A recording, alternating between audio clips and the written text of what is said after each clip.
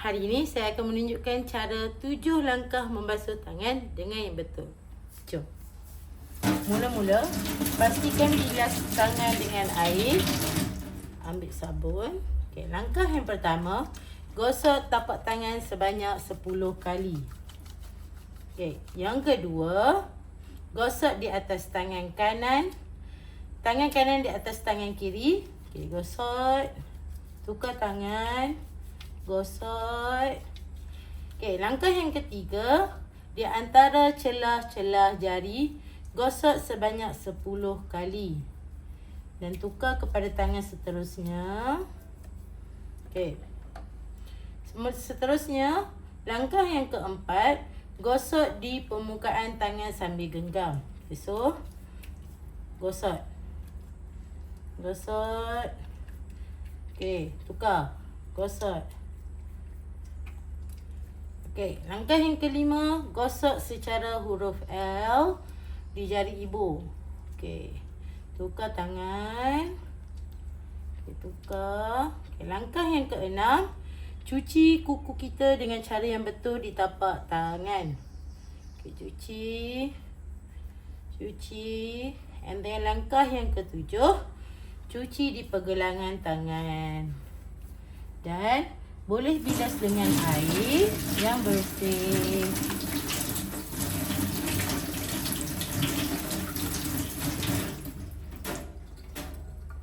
Tada! Dah bersihkan tangan kita? Baiklah, hari ini saya akan menunjukkan cara untuk menukar lampin bayi dan cara untuk sanitize tempat tukar lampin bayi. Yang pertama, pastikan semua barang adalah seperti tisu basah, lampin, sarung tangan. Okey. So, selepas itu, sebelum mulakan apa-apa, pastikan cuci tangan dahulu dan letakkan bayi di tempat yang selamatlah, di atas tempat yang kita letak. And then selepas bayi dah selamat, pastikan bayi tidak terlalu bergerak. Pegang bayi dengan betul. Kita buangkan lampin yang kotor. Ambil tisu basah. Pastikan tisu basah bayi ya. Okay, tisu basah. Ambil. Okay. Lepas tu kita bolehlah cuci najis apa semua. Lapkan air kencing dia. Buang najis semua. Dan buangkan tisu basah di dalam plastik yang kotor. Ambil lampin yang baru dan pakaikan lampin baru kepada bayi. Okey. So ini saya tunjukkan cara di anak patung lah. So dia tak banyak pergerakan lah. Kalau di bayi yang betul, bayi akan mungkin bergerak. Kadang bayi nak lari, kan, tak nak duduk. Okay. So untuk bayi yang ada kulit sensitif, boleh sapu dululah kering sebelum memakaikan lampin. Okey. Setelah pakaikan lampin, buanglah tisu basah yang kotor tadi dengan lampin yang kotor di dalam tong sampah. Okey, cara untuk kita sanitizekan tempat tukar lampin ni, okey, buang yang sisa kotor tadi. Lepas tu cucikan permukaan. Okey, angkat bayi, letakkan di sebelah. Okey, cucikan kawasan tempat tukar lampin ni. Kita lakkan dengan air lah, air ataupun tisu basah tadi. Seterusnya, gunakan sanitizer. Okay? Semburkan sanitizer di tempat tukar lampin tadi lah. Dan biarkan kering, okay, supaya kuman tu benar-benar mati. Dan keringkan dengan kain bersih ataupun biarkan dia kering sendiri. Okay. Selepas itu, bolehlah tukar alas. Okay. Sebenarnya atas ni kita boleh letakkan alas yang lain lah untuk mudah penukaran. Okey, boleh tukarkan alas penukar lampin dan cuci tangan lah selepas membersihkan kawasan ini.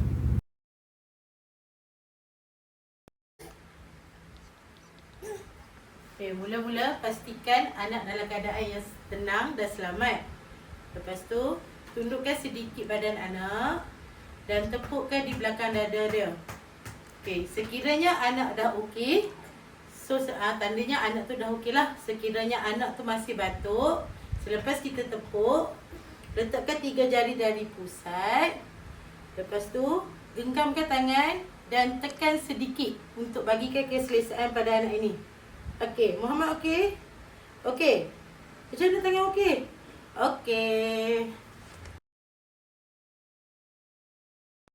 Okey, so hari ni saya akan tunjukkan cara keselamatan anak duduk di kerusi tinggi di waktu makan. Mula-mula, angkatkan anak dan masukkan kepada dalam kerusi. Masukkan kaki Muhammad. Okey, pastikan anak duduk dengan tenang. Okey. So, cara untuk guna kerusi tinggi ni, kanak-kanak perlulah duduk dengan selamatlah untuk waktu makan.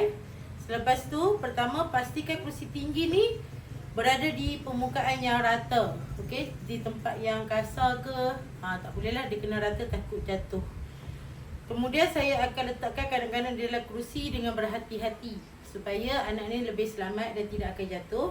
Seterusnya saya akan pasangkan harness keselamatan pada bahagian pinggang dia dan antara kaki supaya tidak mudah tergelincir atau berdiri sendiri. Okey, Muhammad jangan berdiri, okey?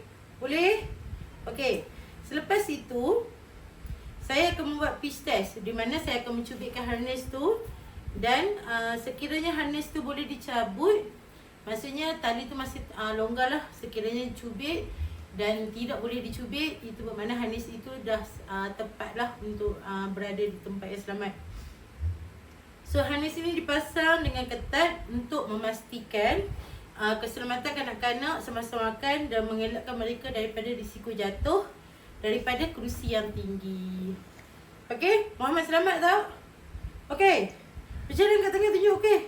Okey. Okey. 5 kawasan yang berbahaya untuk kanak-kanak. Salah satunya adalah soket yang rendah. Soket yang rendah akan memudahkan kanak-kanak untuk memasukkan jari di dalam soket ataupun memasukkan sesuatu di dalam soket. Jadi, cara untuk perbaikikan keadaan ini, perlulah kita menggunakan soket cover di mana soket itu ditutupkan dengan cover. Kemudian, benda itu kanak-kanak tak akan dapat mudahlah untuk memasukkan jari ataupun benda. Ini untuk mengelakkan daripada rejatan elektrik. Papan setrika dan setrika sangatlah bahaya jika kita dibiarkan secara terbuka. Ini kerana kanak-kanak boleh tarik dari bawah dan ia mudah jatuh. Dan ini boleh menimpa di atas budak kanak-kanak. So, jadi apa yang perlu kita buat adalah mengangkat setrika dan simpan di tempat yang betul. Dan papan setrika juga kita lipat dan simpan di tempat yang selamat. Lantai yang penuh air ataupun lantai basah adalah bahaya sangat untuk kanak-kanak kerana apabila kanak-kanak merangkak ataupun berjalan tidak melihat air yang tumpah, ia sangat berbahaya dan boleh menjatuhkan kanak-kanak mudah jatuh. So, cara yang terbaik adalah mengambil kain yang kering dan mengelapkan lantai sehingga kering supaya kanak-kanak berjalan di kawasan yang selamat. Pisau di kawasan yang sangat rendah adalah tempat yang paling tidak selamat untuk kanak-kanak. Ini kerana pisau ini mudah dicapai oleh kanak-kanak dan ia adalah sangat tajam untuk kanak-kanak pegang. Ini mungkin akan menyebabkan kanak-kanak sedang mudah terluka atau gores di mana-mana. Jadi, sebagai cikgu, guru, ibu bapa, perlulah memastikan pisau-pisau ini diletakkan tempat yang tinggi dan selamat. Terutamanya letaklah di dapur. Pencuci lantai adalah salah satu bahan kimia yang sangat bahaya untuk kanak-kanak, terutamanya kulit kanak-kanak atau jika kanak-kanak terminum. Sekiranya pencuci ini terbuka, pastikan sebagai seorang ibu bapa dan guru memastikan pencuci lantai ini sentiasa tertutup dan tidak terletak di kawasan yang rendah. Pastikan ia terletak di kawasan yang tinggi untuk kanak-kanak tidak mudah dicapai dan digunakan.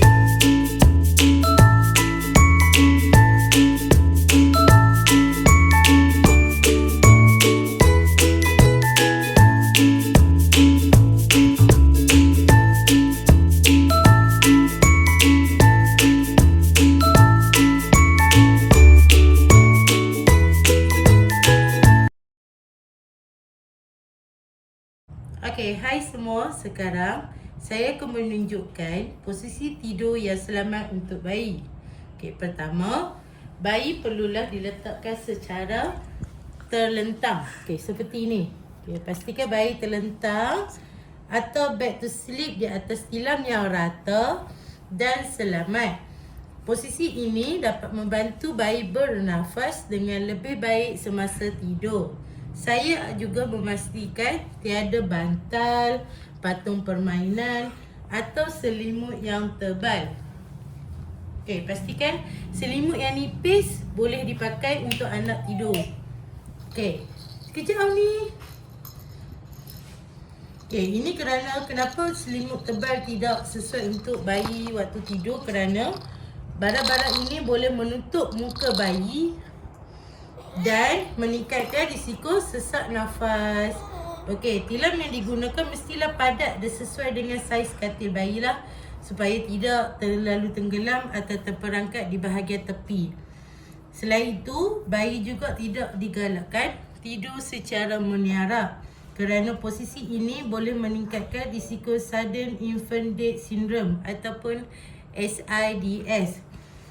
Pastikan muka dan hidung bayi, okey, ni tengok muka ni. Muka dan hidung bayi sentiasa tidak tertutup. Suhu bilik selesa dan pernafasan bayi diperiksa secara berkala. Okey, bayi diletakkan secara terlentang untuk mengurangkan risiko SIDS.